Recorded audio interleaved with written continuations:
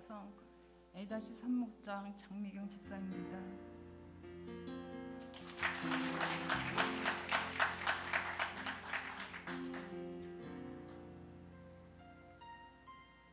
저는 하나님의 인도하심을 멀리하고 세상 가치를 바라보고 내 욕심에 따라 살아가며 어쩌다 주일 예배만 겨우 참석하는 무늬만 신앙인으로 살았습니다. 마음에 알 수 없는 공허함과 영적 갈등으로 힘들어했습니다. 무늬만 신앙이다 보니 복음의 확신도 없고 당연히 체험도 없었습니다. 힘들게 예일교회에 정착한 지 얼마 안 돼서 두날개 양육 시스템이 시작되면서 전통 예배에서 축제 예배로 변화되었습니다. 성도들은 새로운 양육 훈련으로 삶이 변화되고 성령 충만함의 기쁨을 누리고 성장해 갔습니다. 그러한 모습을 부러움으로 바라보고 있을 때 권사님의 권유로 처음 회복 캠프에 참석하게 되었습니다. 처음에 성령님의 임재를 경험하게 되었고 두 번째 참석했을 때는 성령 충만함과 방언을 받게 되었습니다. 그 후 양육 훈련을 받게 되면서 성령 충만함으로 열정을 차이 있을 때 주님은 준비되지 못한 제 모습을 꿈으로 보여 말씀하셨습니다. 준비되지 않은 자 마지막 날에 어떡할래라고 말씀하셨습니다. 깨닫게 하시고 그 후 여러 가지 체험을 하면서 기쁨에 차 있었습니다. 그리고 복음이 무엇인지 믿는 자의 사명이 무엇인지 알게 되었습니다. 그렇지만 영적으로 나약한 저는 리더로 세워짐의 부담과 두려움으로 양육반을 끝까지 받지 못하고 중도에 포기하고 말았습니다. 그 후 큰 병원에서 주방장으로 일을 하면서 인정받았지만 항상 주의를 지키지 못하는 죄책감과 마음의 갈증으로 즐거움이 없었고 하나님 중심의 삶이 아닌 내 욕심으로 살았습니다. 얼마 못 가 루마티스 관절염이라는 관절염으로 고통받고 직장도 그만두게 되었습니다. 고통이 작아지자 또다시 크고 작은 식당을 했으나 사람들과의 관계 속에서 의심을 받게 됐고 그로 인해 몸과 마음이 아파 힘들었습니다. 또 갱년기와 우울증이 겹쳐 미워하는 마음으로 분노를 다스릴 수가 없었습니다.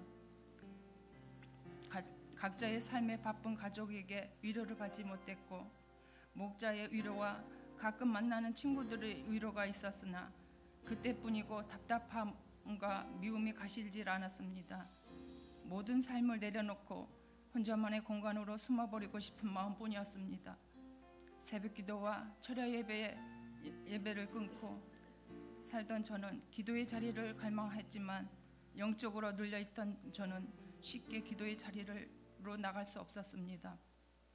그런데 예배 시간에 목사님께서 양육받고 훈련되어 복음의 열정을 가진 자가 되라는 말씀과 목사님의 눈에서 눈물을 보았습니다. 그때 제가 처음 양육을 받았을 때의 기쁨을 생각하게 되었습니다. 나의 부족함으로 인해 사람들과의 만남과 나눔의 두려움을 갖고 있던 터라 쉽게 용기를 낼 수가 없었습니다. 그런데 지사님이 회복캠프 양육반 모집 게시판을 보고 있어서 다가가 이야기를 하다가 갑자기 제 입에서 집사님 함께 양육훈련을 받자는 말이 나왔습니다. 아, 이게 아닌데 하는 생각이 들었으나 제 입으로 뱉은 말이라 취소할 수가 없어서 할 수 없이 부담감을 안고 회복캠프를 참석했습니다.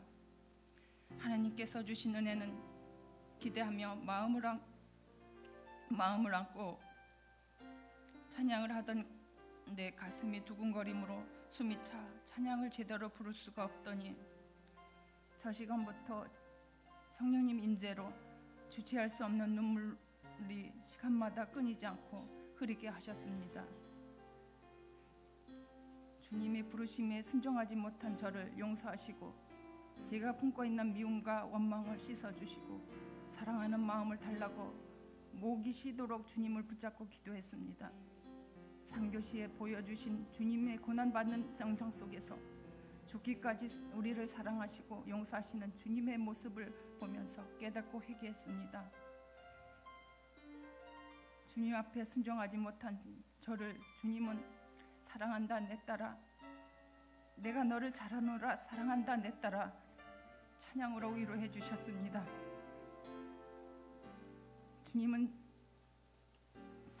주님의 사랑을 받는 자녀로 살아가면서 왜 나는 사랑하는 마음을 갖지 못했나 회개했습니다. 회복 캠프 후 원망과 미움이 거짓말처럼 사라지고 편안한 마음을 갖게 되었습니다. 그런데 양육반이 시작되기 이틀 전에 친정집에서 뒤로 넘어져 머리와 두 손을 다쳤습니다. 머리는 붓고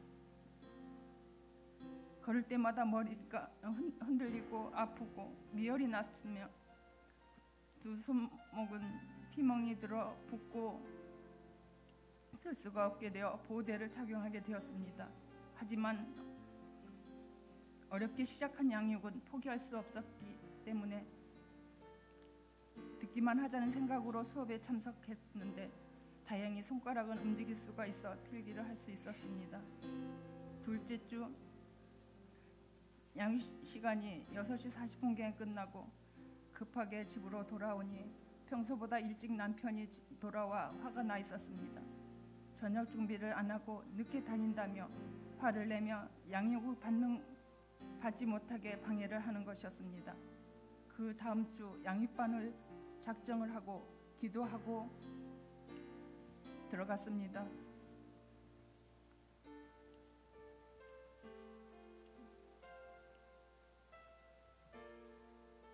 하지만 마음의 걱정은 쉽게 가시지 않았습니다. 양육반이 마친 후 장로님께서 차로 태워다 주셔서 일찍 집에 도착했습니다. 그런데 또다시 남편이 화가 나 있었고 이번에는 제사를 잊어버렸다고 하면서 화를 내기 시작했고 집안이 비상에 걸렸습니다. 제사는 챙기지 않으면서 교회 일은 잘도 챙긴다며 꼬투리를 잡고 비꼬며 성경책을 다 갖다 버리라며 아들과 저에게 공격을 하였습니다. 7시도 안 된 시간이라 충분히 제사를 갈 수 있는 시간인데도 가지 않으며 화를 내는 것이 이해가 안 되었습니다.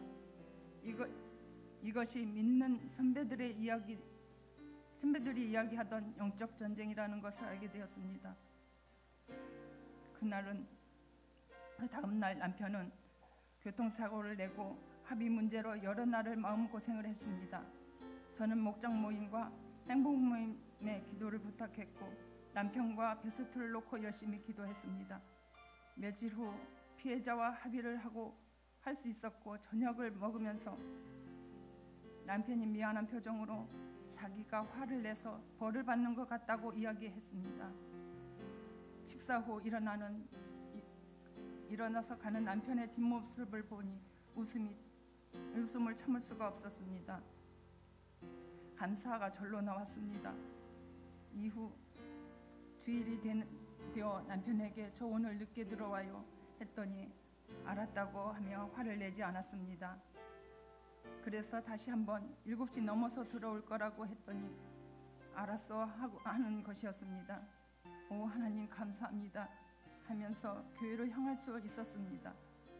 행복 모임의 베스트를 초청하는 시간이 되었지만 제 베스트는 직장일로 초청할 수가 없었습니다.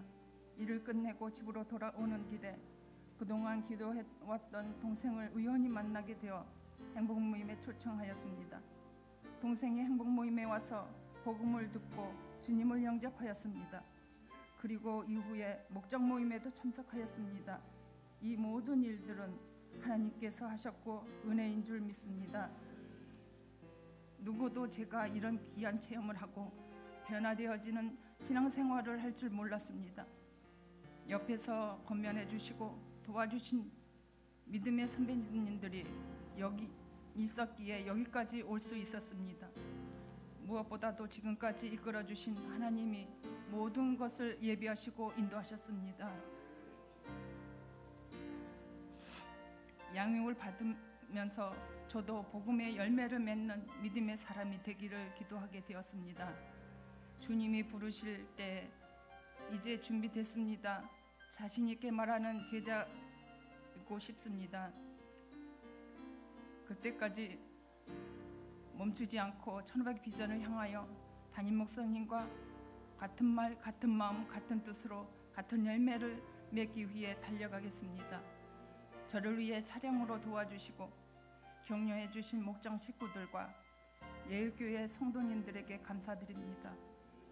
집에 빨리 간다고 정리도 못하고 가는 저를 위해 뒷정리를 다해 주신 양육반 동기생들에게 감사드립니다.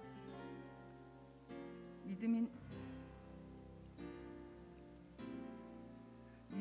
나약한 저를 날마다 말씀과 기도로 깨닫게 해주신 담임 목사님께 감사드립니다. 이 죄인을 끝까지 참아주시고 새롭게 설 수 있도록 은혜를 베풀어 주신 하나님께 모든 감사와 영광을 올려드립니다. 감사합니다.